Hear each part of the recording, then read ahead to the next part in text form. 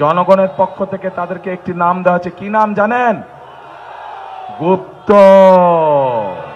এই যে জনগণের স্বাধীনতা, জনগণের ভোটের অধিকার, জনগণের কথা বলার অধিকার, এর বিরুদ্ধে কিন্তু আবার ষড়যন্ত্র শুরু হয়ে গিয়েছে।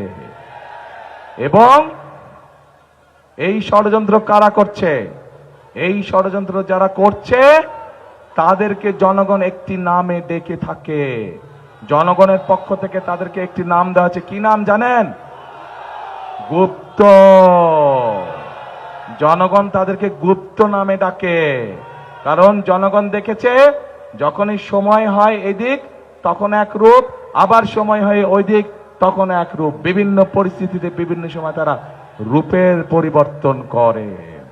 প্রিয় ভাই বোনেরা, এরা যে শুধু রূপের পরিবর্তন করে তা না, এরা দেখেন জনগণকে তারা কিভাবে অপমানিত করে। জনগণের উপরে যে তাদের মোটেও আস্থা এবং বিশ্বাস নেই, তার দুটো প্রমাণ আপনাদের সামনে আমি দিচ্ছি।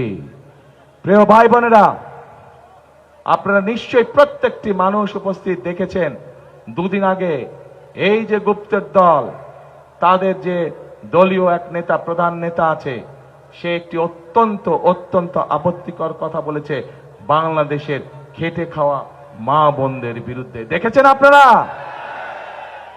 প্রিয় ভাই বোনেরা, আমার একটি প্রশ্ন আপনাদের কাছে, যে রাজনৈতিক দল, যে রাজনৈতিক নেতার চিন্তা বা আদর্শ হয়ে থাকে, তার দেশের খেটে খাওয়া মা বোনদের সম্পর্কে এরকম নোংরা চিন্তা হয়ে থাকে, তাদের কাছ থেকে কি আমরা ভালো কোনো কিছু আশা করতে পারি? তাদের কাছ থেকে কোনো ভালো কিছু আশা করতে পারি না। এবং এটির প্রমাণ আমরা 1971 সালেও দেখেছি। 1971 সালে তাদের বিতর্কিত ভূমিকার জন্য বাংলাদেশের লক্ষ লক্ষ নারী, লক্ষ লক্ষ মা বোনেরা তাদের সম্মান হানি হয়েছিল। কাজে প্রিয় ভাই বোনেরা, এদের কাছ থেকে আপনাদেরকে সতর্ক থাকতে হবে।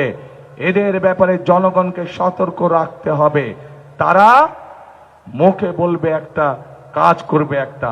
যাদের নিজের দেশের মানুষ সম্পর্কে মিনিমাম যারা সম্মান করতে জানে না, নিজের দেশের মা বোনদের সম্পর্কে যাদের মিনিমাম সম্মান নেই, তাদের কাছ থেকে আর যাই হোক আমরা কোনো ভালো কিছু আশা করতে পারি না।